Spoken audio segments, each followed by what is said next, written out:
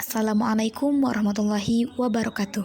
Perkenalkan, kami dari kelompok 3 yang beranggotakan Anissa Rahmawati, Arya Prasetyo, Cindy Alfionita, Ega Pratama, Hana Khairiah, dan Rosma Wulandriani. Di sini kami akan mempresentasikan hasil kerja diskusi kami mengenai materi tentang struktur kota. Struktur kota merupakan gambaran dari distribusi tata guna lahan dan sistem jaringan. Penjabaran struktur kota membentuk pola-pola yang menginformasikan antara lain kesesuaian lahan, kependudukan, guna lahan, sistem transportasi, dan sebagainya, di mana semuanya saling berkaitan satu sama lain. Pola yang merupakan ilustrasi dari struktur ruang kota secara tak langsung dapat menunjukkan arah perkembangan kota yang pada dasarnya sangat dipengaruhi oleh tata guna lahan. Teori tentang struktur kota. Menurut Danang Endarto 2009, teori tentang struktur kota adalah hubungan interaksi antara manusia dengan lingkungannya, mengakibatkan adanya pola penggunaan lahan yang beraneka ragam. Hal ini disebabkan karena situasi dan kondisi lahan yang berbeda-beda, sehingga menuntut manusia yang menggunakannya harus dengan cara penggunaan yang berbeda-beda pula. Penggunaan alam sekitar harus disesuaikan dengan kondisi lingkungan, yang meliputi keadaan fisik lingkungan, keadaan sosial, dan keadaan dari segi ekonomi. Teori struktur kota menurut konsentris. Ernest W. Burgess melakukan penelitian untuk kota Chicago pada tahun 1923. Hasilnya menunjukkan bahwa perkembangan kota Chicago membentuk sebuah pola penggunaan lahan yang konsentris dengan fungsi yang berbeda-beda. Teori konsentris meyakini bahwa perkembangan kota dimulai dari pusatnya yang kemudian meluas ke wilayah yang jauh dari pusat akibat peningkatan penduduk.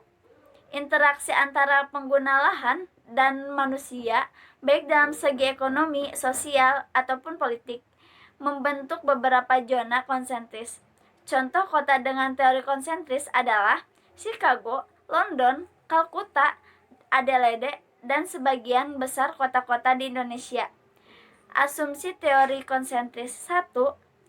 Populasi dengan sosial budaya yang heterogen. 2. Industri komersil menjadi basis ekonomi. 3. Persaingan ruang untuk zona ekonomi dan ruang pribadi, private ownership. 4. Perluasan area dan peningkatan populasi kota. 5. Transportasi dinilai mudah, cepat, dan murah di setiap populasi kota. Dan yang keenam, pusat kota untuk pusat kegiatan ekonomi sehingga ruang di dekat pusat menjadi terbatas dan bernilai tinggi. Selanjutnya yaitu susunan ruang teori konsentris. Secara umum terbagi atas 5.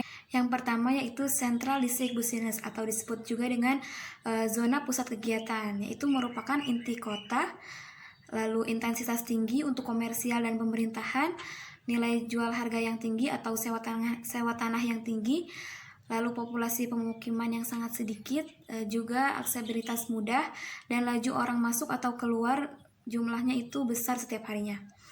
Lalu yang kedua ada transition zona atau disebut dengan zona peralihan. Nah, zona peralihan ini terikat dengan zona kegiatan. Populasi penduduknya heterogen dan tidak stabil, lalu kualitas pemukiman yang memburuk dapat diubah menjadi industri manufaktur, departemen atau perhotelan dan lain-lain. Juga tingkat kejahatan dan penyakit tertinggi di kota. Yang ketiga yaitu low class residential atau disebut dengan zona pemukiman kelas proletar. Nah, di zona kelas proletar ini kondisi pemukimannya cukup baik, lalu populasi penduduk pekerja penghasilannya kecil, sebagian besar itu menjadi buruh, lalu transportasi relatif mudah dan murah untuk menuju ke tempat pekerjaan. Yang keempat yaitu medium class residential zone, yaitu zona kelas menengah. Nah, di sini pemukiman untuk pekerja penghasilan menengah. Lalu kondisi pemukiman lebih baik dari kelas proletar dan lokasinya strategis dengan pusat perbelanjaan, yaitu seperti pusat kota.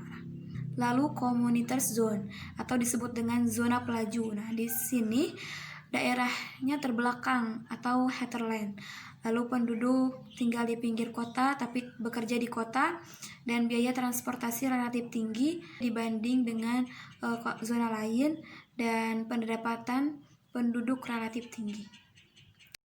Teori sektoral. Kritik pertama mengenai teori sektoral dilakukan oleh Hummerhoyd pada tahun 1939. Penelitian yang dilakukan oleh Hoyt berdasarkan nilai sewa pemukiman untuk setiap blok setiap kota. Asumsi yang digunakannya yaitu adanya variasi penggunaan lahan di sekitar pusat kota, lalu berkembang dan meluas ke zona lain. Nah, pengelompokan lahan kota menjulur seperti kuehtar yang sifatnya lebih bebas. Hoyt juga mengatakan bahwa persaingan spesial bukan satu-satunya sumber perkembangan kota, tetapi juga kondisi faktor geografis dan kekerabatan sosial. Kelemahan teori ini mengabaikan jenis penggunaan lahan lain selain pemukiman. Contoh kota dengan teori sektoral seperti California, Alberta, dan Boston. Adapun asumsi teori sektoral seperti daerah-daerah dengan jual atau sewa tanah tinggi biasanya terletak di luar kota. Daerah dengan harga jual atau sewa tanah rendah merupakan jalur-jalur yang memanjang dari pusat ke perbatasan kota, lalu zona pusat sebagai daerah pusat kegiatan. Susunan ruang kota teori sektor yaitu dibagi menjadi 5. 1. Zona 1 adalah pusat kota sentral distrik Business, meliputi perkotaan dan pusat perbelanjaan dan lain-lain. 2. Zona 2 adalah daerah manufaktur, terdapat kawasan industri, ringan, dan perdagangan. 3. Zona 3 adalah permukiman kelas rendah berada di pusat kota dan terdapat kawasan murbawisma atau tempat tinggal kaum buruh. 4. Zona 4 adalah permukiman kelas menengah berada agak jauh dari pusat kota atau sektor industri dan terdapat kawasan madyawisma yaitu tempat tinggal kaum menengah. 5. Zona 5 adalah permukiman kelas atas dan terdapat kawasan adiwisma yaitu tempat tinggal kaum atas. Tadi sudah dibahas struktur kota menurut teori konsentris dan sektor. Sekarang kita akan membahas persamaan dan perbedaan yang dimiliki oleh kedua teori tersebut. Yang pertama yaitu jika dilihat dari pola atau bentuk. Teori konsentris memiliki bentuk yang sama seperti kue bolu, sedangkan teori sektor memiliki bentuk yang hampir sama seperti teori konsentris, hanya saja merupakan modifikasi dari teori konsentris. Yang kedua yaitu dilihat dari transportasi dan komunikasi. Pada teori konsentris dianggap tidak berperan, karena teori konsentris lebih menekankan pada peningkatan penduduk, sedangkan pada teori sektor mulai mempertimbangkannya dan mempunyai peran yang besar, seperti yang dikatakan oleh Hoyt.